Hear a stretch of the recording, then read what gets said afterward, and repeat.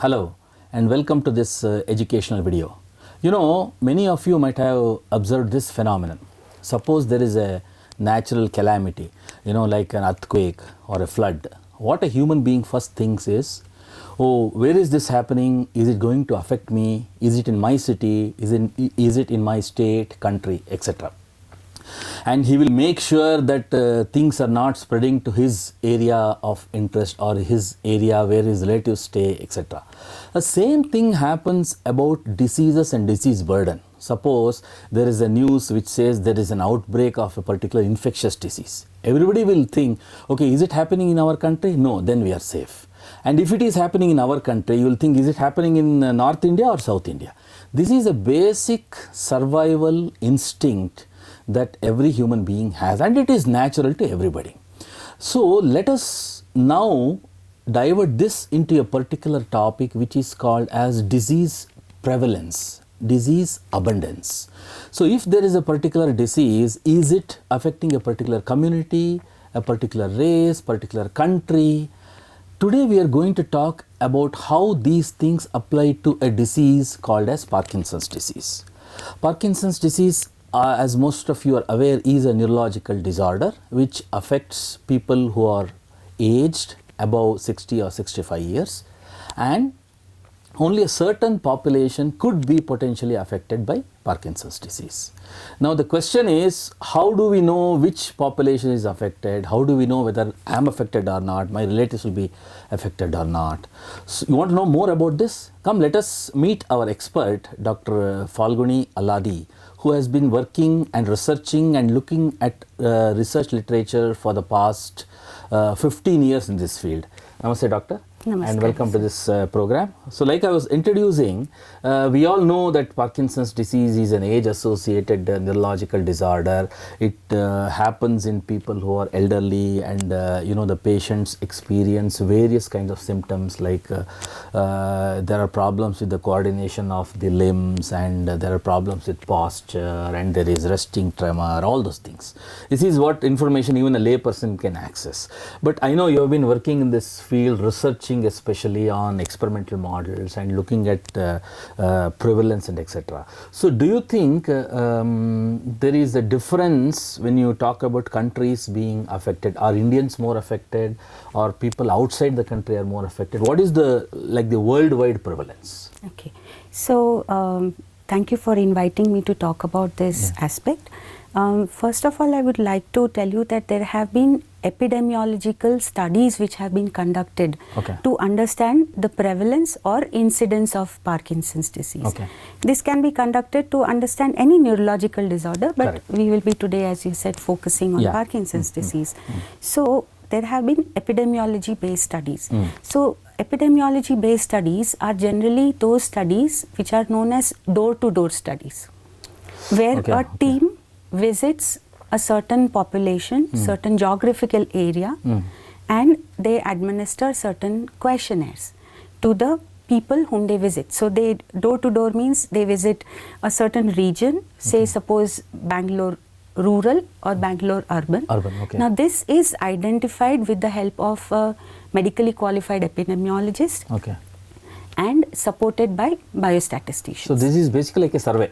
Yes, this is a survey. So now a specialized team visits these colonies or these regions, these areas where people are living in the houses or apartments or colonies, and people, generalized say a graduate or so who can converse in the local language as well as is conversant in the English will administer certain questionnaires. Okay. Say how many people are living in your house, how many are suffering from neurological disorders. Okay. If somebody says that there is somebody affected by neurological disorders, they will ask the different questions pertaining to neurological disorders. So it's pretty detailed actually, starting yes. from how many members on the family. Yes. And all. So this kind of survey will be done, you mean throughout the country this has to be done, right? For a particular prevalence to be known? Yes. It is not possible to include the entire population just as they do in census, because the duration will be very long. Okay. And when a disease estimates are taken, survey is done, what happens is that the incidence is generally taken per year. Okay, so number of new cases that have been identified during a year. So in that year, it may not be possible to access a huge population. Correct. Thereby, they identify a population of say 1 lakh people and then administer these questions. Okay. They take it as a sample and they say how many people are affected this year. Yes. Okay. Following that, medical graduate may administer, and then following that, the specialist visits the identified houses to confirm whether the said person is suffering from a particular neurological disorder, maybe epilepsy, maybe Parkinson's disease. Now, neurological disorders can be classified into several types. So the neurologist or the specialist, say if it is for Parkinson's disease, then ideally a movement disorder specialist would visit that house, that house or that region and identify and diagnose whether the person is actually suffering from the disease that the graduate or medical graduate had identified. So this looks like a very exhaustive kind of an exercise for a single disease. Yes. And so based on these surveys, then a number is arrived at. Say 200 per 100,000, that is 1 lakh in our terminologies, or 100 per 100,000. And that gives us a crude prevalence of the disease. How does the disease, what is the tendency of the population to whether it is in an alarming proportion, and whether or the population is generally resistant to these kind of disease. So this kind of survey, I'm sure, must have been done both in the Indian population or in other countries. Yes. So is there such data available? Yes. So there are several studies which have been conducted in the Caucasian population. So worldwide, if you look at the Western population, where the majority of the people are white, so-called whites. So it will be in the Caucasians. European countries and the US, United States. There have been very famous studies called the Rotterdam study. Yes. So there have been several studies in US as well. And the crude prevalence has been estimated to be 300 plus per a population of 1 lakh. 300 per lakh, that is in the Caucasians, if you look at the average. Okay. Whereas in India, there was a study which was, there have been studies conducted in India as well. Long time back in 1984, there was one study which was conducted in Srinagar, Jammu and Kashmir region. There it was found to be 14 per 100,000. Wow. But so in recent 14 is very less compared to the Western numbers. Yes. So and a recent study, the latest, which was conducted by Dr. Das and colleagues, Shamal Kumar Das and colleagues in Kolkata region, West Bengal, and they found it to be 53.5 per 100,000. 53. That is still less compared to 300, what you saw in the... Okay. Dr. Gauri Devi's team also conducted the prevalence earlier than that. That also was much lower compared to the Caucasians. So, but again, these are independent studies, and these are restricted to certain pockets of the country, or this can be extended as a national number? Generally, the Indians we know have different genetic pool from the Caucasians. There are genetic studies which have been conducted in CCMB and all to identify. But due to the limitations of of conducting these studies. You know, the Correct. amount of funds required Funds, and all that. the human resources, human correct, resources correct. required. These studies have been conducted in several pockets, and they have Okay, been considered to be representative of our nation. But national overall, statistics. is it safe to say that the prevalence of Parkinson's disease, and this is only restricted to Parkinson's disease, is significantly lower in the Indian population compared to the Western population? Maybe 20-25% compared to the Western population. Is it safe to say? Yeah, since there have been no direct comparisons between the two populations, Okay. there was an attempt, though Dr. Schoenberg had given some inputs to the studies that were conducted in Western India, yet there have been no simultaneous studies which have been done in US and India. Okay. So it may not be, but it is reasonable to accept that we Reasonable, are okay. less Correct, susceptible to Parkinson's disease. I must add one interesting study by Dr. Bharucha and his group from Bombay, and they studied the Parsi population. Parsis are mainly located in the western Western part, India, Western yes. India. Okay, okay. And very interestingly, they have a incidence or prevalence very similar to the Caucasian population. They are higher. That means it is higher in the Yes, Parsis much higher compared to the than rest the- of the country. Yes. Okay. So okay. it could be because of the genetic pool that they have. They have been, yes, living in the country for several centuries now. Correct, correct. But a couple of centuries now. But still, their genetic pool is very distinct from Different. us Oh, Indians. okay. So probably that could be the underlying reason for the higher prevalence. So you think genetics is the only reason, because with our genetic material makeup or similar thing, that is what is contributing to the lesser susceptibility? Is it so? Yes.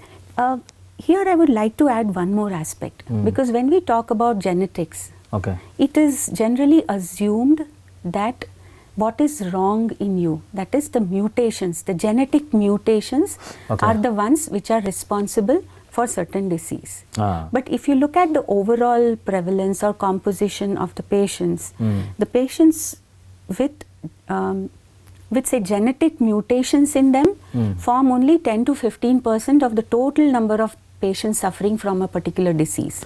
So only 10 to 15% of people who present to a movement disorder specialist would actually have some genetic Have mutation. genetic component. So others are having non-genetic reasons for developing the Yes. disease. So the non-genetic reasons could be Okay. environmental factors or diet, correct. but there could be a not known genetic composition also. Correct. Say the general genetic pool, Okay. which may make an individual predisposed or resistant to a disease. Correct. So probably these genes are not identified, Okay. or there are some genes which are protecting you and Okay. hence are not Okay, but studied in detail. see, one aspect is looking at the epidemiology, like you told, prevalence, number of cases per year, etc. In that way, of course, there is a distinct difference between the Western population and the Indian population. So if you, as a scientist, if you want to look at it, you will see what is the difference at the brain level. So are there studies where people have looked at Parkinson's brains or aged brains from the Western population versus Indian population? Do you think there is a basic difference in the brain itself which makes it more susceptible or resistant? Yes, this is a very interesting question, because I think something very similar was thought by leading movement disorder specialists from UK and India. Okay. And this was, the study was published in 1998. So the study was conducted a little earlier than that. Okay. And a team from UK and a team from NIMHANS, Bangalore, Okay. which was the team from NIMHANS was led by Dr. Muthane, who's a eminent Parkinson's disease specialist. Okay. And what they first found was, understood was that yes, there is a difference in the prevalence of Parkinson's disease in the UK-based Caucasians and Indians.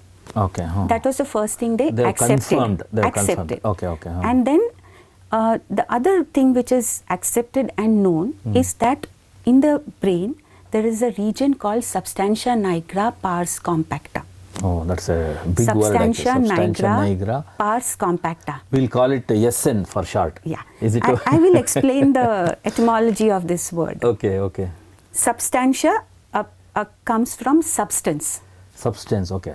Okay. Nigra comes from niger, that is black. Black, okay. Uh-huh. And pars is the description. Okay. Compacta means compact.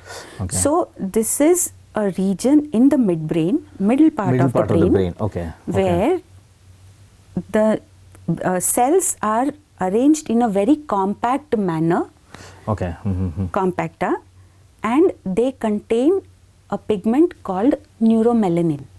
Okay. Mm-hmm. This is a black pigment. Just like I've heard of some melanins on the skin. Yes. Is it similar to that? It is not similar. It's to not that. similar to that. The okay. neuronal pigment is different. Is different. Okay. Okay. But it So is black it's in a color. black in color, and if you take a section of a human brain, you can see brown deposits in that particular region, and it's very easy to identify the substantia nigra, Okay. pars compacta. Okay. Uh-huh. Right. So there was a study again conducted in UK where they had shown that in Parkinson's disease, neurons of this particular region died, were lost, Correct. Okay, were okay. not there. That Okay. means they died due to the disease pathology, and so they were fewer. Now another eminent movement disorder specialist suggested that people or populations who are susceptible to Parkinson's disease Okay. may have fewer numbers of these nigral neurons. Okay. That is, the fewer numbers, lesser neurons in that particular region. So, Okay. Dr. Andrew Lee's group and Dr. Muthane's group conducted these studies. They took autopsied human brains. Okay. So, from these are Parkinson's patients. no, these are people who are aging naturally, die of natural causes, okay. but they donate their brain for research purpose. Okay, you are looking at the substantia nigra and also the black substance in those people who are the elderly. Yes. Okay, maybe 60, 65, 70. Yes. Over Okay. age, they have started with 20 years plus. Okay, starting from Yes. younger age. So they to- have taken an age spectrum, Okay, starting from young age, middle age, elderly, Okay, okay. like that, and compared. So they counted the number of nigral neurons. As you said in the beginning, Okay. that Parkinson's disease is the disease of the elderly. Correct. So there is a reason to believe that there must be some changes that occur during this whole process of aging During aging itself. itself, That might make it which may make the individual more susceptible. Correct. It will not happen in the young. That means something is happening in the aging brain Yes. that will make people more vulnerable to the Yes. disease. Correct. So generally the specialists consider this as a risk factor. Okay.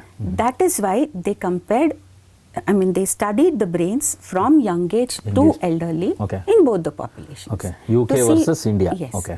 So the most important finding of this study was that with age, the neurons do not die in the Indian population. The neurons, they are neuronal safe, numbers protected. are protected, Oh, safe. okay. The same numbers are retained in elderly population also. Whereas in the UK population, with age, these neurons started dying in the Slowly, substantia nigra. gradually, Okay, and okay. it was a gradual progression. Every decade, around 5 to 7% of neurons were lost. Correct. It keeps on dying. Dying. Okay. Or maybe that's what, to begin with itself, independent of whether the person has Parkinson's or not, aged population are protected, especially the substantia nigra neurons are protected. Yes. So when there is protection of the neurons itself, there is no way the disease will occur as easily, as profound way as the UK population. Is it Yes. like that? Yes. So, since the neurons are protected, it is likely that the individuals would also be less affected. So this is something that actually explains. Yes. So we have found a reason as to why we suffer from Parkinson's disease to the lesser extent compared to the UK population. Yes. Okay. But how do you think, now the next question is, okay, we are all protected, we are happy. But I'll ask the question, so why are we protected? Why do you think we are privileged to have the neurons so protected? Is it something to do with the diet? Because people say, no, you people, you eat a lot of spices, you eat a lot of herbal extracts. Is it related to that, or is it related to genetic, like you were saying? Yes, genetics could be one of the reasons. There is a reason to believe that Indians may be protected because of their diet, particularly turmeric and several spices which are being studied now world all over to understand the neuroprotective effect. Okay. When we continued the study, which was performed by Dr. Muthane and colleagues at NIMHANS, we found that there were several molecular factors which are present on these neurons. Okay. So these molecular factors are specialized biological factors which are expressed by these cells, which help them age gracefully. Okay. This is what is contributing to the protection, neuroprotection of those neurons. Yes. Okay. But it was not a complete protection. Okay. To a certain extent, there were some processes which were affected by age. That is naturally, because we cannot reverse the aging 100%. Yes. So some things we cannot avoid. Probably we cannot reverse, we cannot arrest aging completely also. Correct. So some sub-threshold, we call it in the scientific terminology, we call it as sub-threshold. So if the progression in the Caucasians is like this, Indians show a progression which is much slower. It is because of the presence of certain protective factors and little increase in the neurotoxic aspect of the. So one more thing I wanted to ask. See, all these things are in humans, and this is just an observation. Obviously, you cannot do any experiments on humans, right? So you can only collect the brain and you can observe and say so many neurons are less or more, etc. But suppose you have to design an experimental model where you can test, yes, this particular thing is protective, like you're talking about neuroprotective factor. So what kind of experiment you will do to prove that, yes, this is what is protecting Indians against Parkinson's disease? Yeah, very nice question. Thank you. This before we go on to the animal model studies, I would also like to add one more interesting observation by the NIMHANS group of neurologists. And they conducted a prevalence study based in the old age homes in Bangalore. And in Bangalore, we know that Bangalore used to host a lot of Anglo-Indians also. So these old age homes also hosted some Anglo-Indians. And in that study, they found that the prevalence of Parkinson's disease was 5-fold lower in the Anglo-Indians than even the Indians. Now we know that the Anglo-Indians are the offsprings of the Caucasian and the Indian mother. Okay. But if the genetic pool is mixed like this, we will expect it to be higher compared to Indians, no? So that was something surprising, and the scientists suggested that there could be a transfer or transmittance, slow give away, transmittance of genetic vigor from the protected individual to the susceptible individual. So the protection part, the neuroprotective factors, is donated by the mother to the offspring so that they are less prone to the Parkinson's disease. So that's so. How do you prove this? What do you do? So in order to understand, first of all, it was an exploratory study. So we did not have a bias saying that we are going to see something like this. But the question was, what happens when you admix a genetically susceptible individual with a genetically resistant individual? Like you are comparing, you are modeling the Caucasian and the Asian Indians.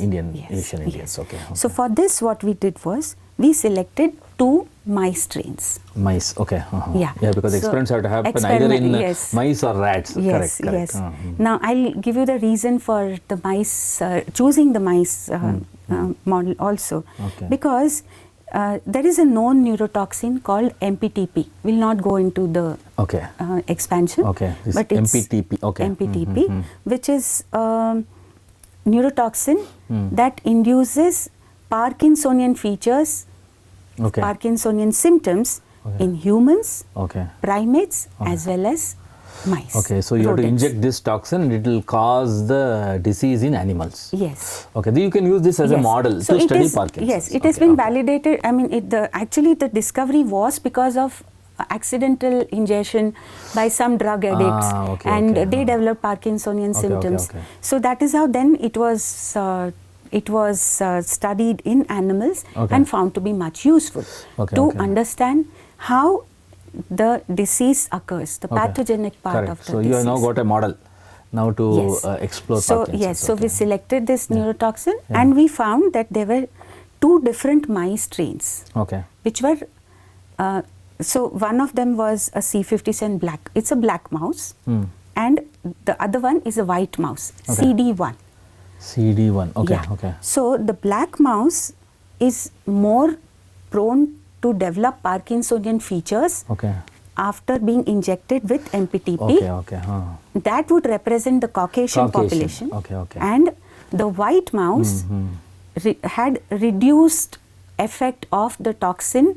Okay. This is like a resistant Injection. So it- mouse. yes. So you have a, in Yes. simple terms, you have a Parkinson's susceptible mouse and a Parkinson's resistant mouse. As mouse, simple yes. as that. Okay. So now we must remember that the coat color is not important over here. Okay. No, we'll say susceptible resistant. We'll not worry about yes. that. Right. So the resistant mouse was injected, and a similar and generally the toxins are injected as per weight of the mouse. So correct. it is not that you take a selected volume and inject in both.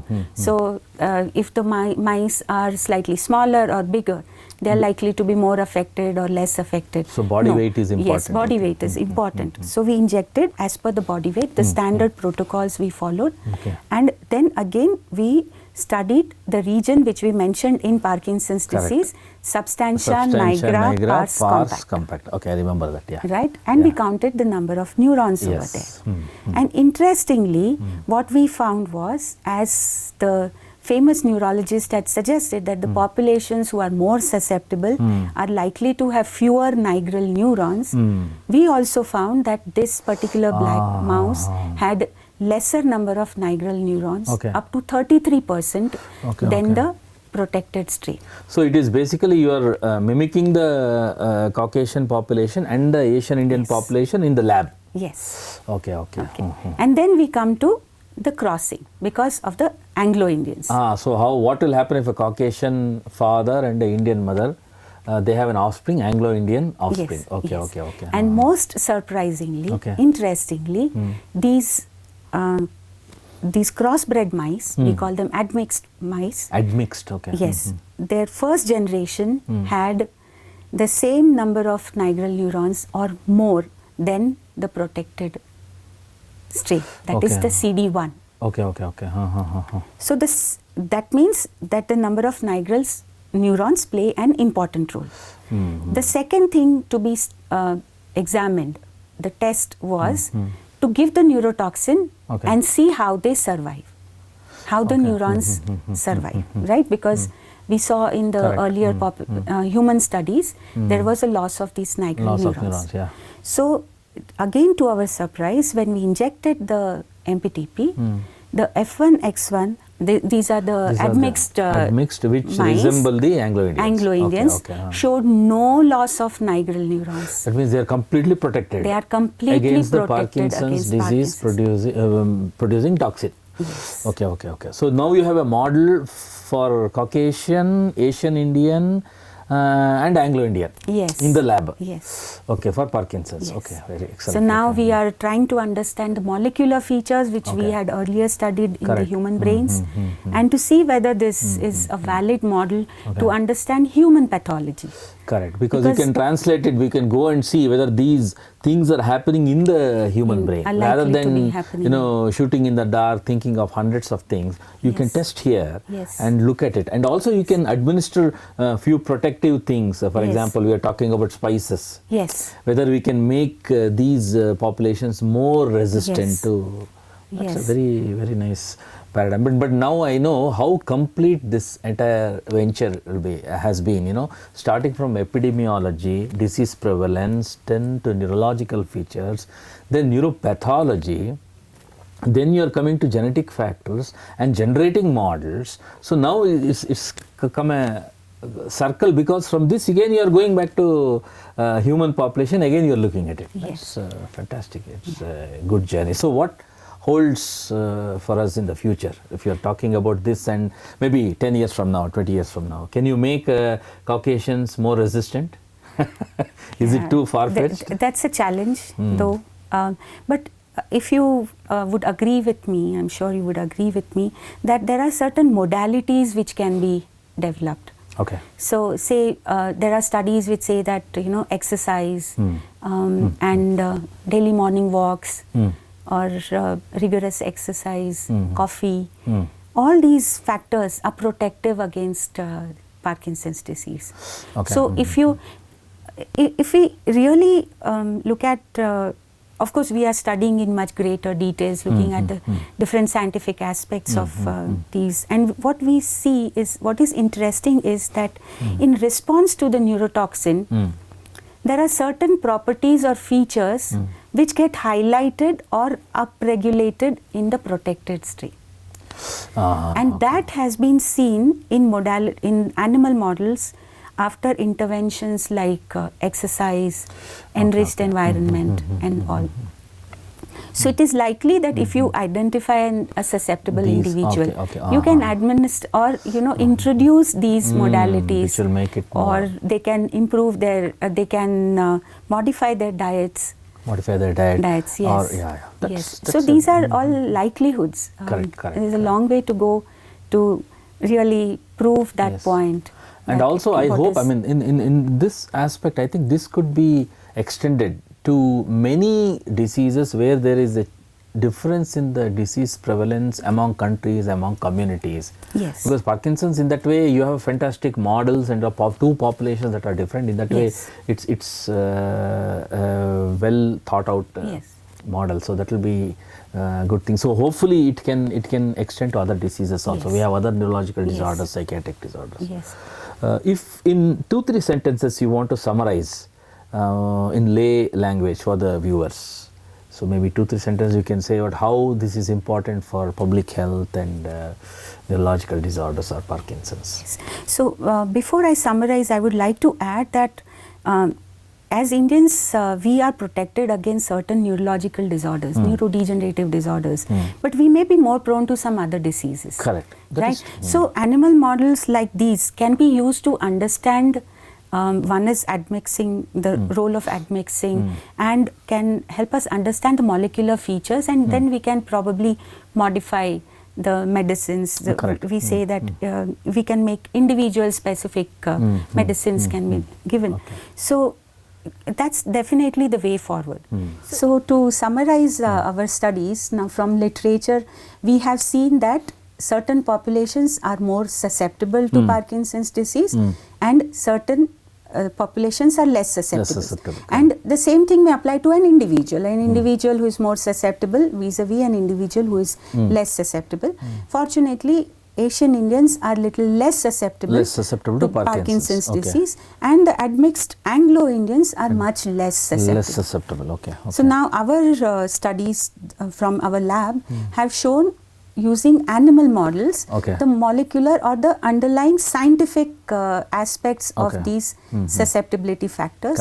And now we are trying to scale it up in such a way that we can in future plan some strategies for therapy for the susceptible population to make them less susceptible. Yes, little less susceptible.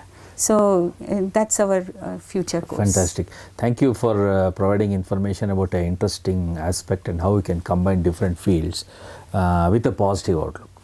Namaste, Doctor. Thank you so much. Thank you.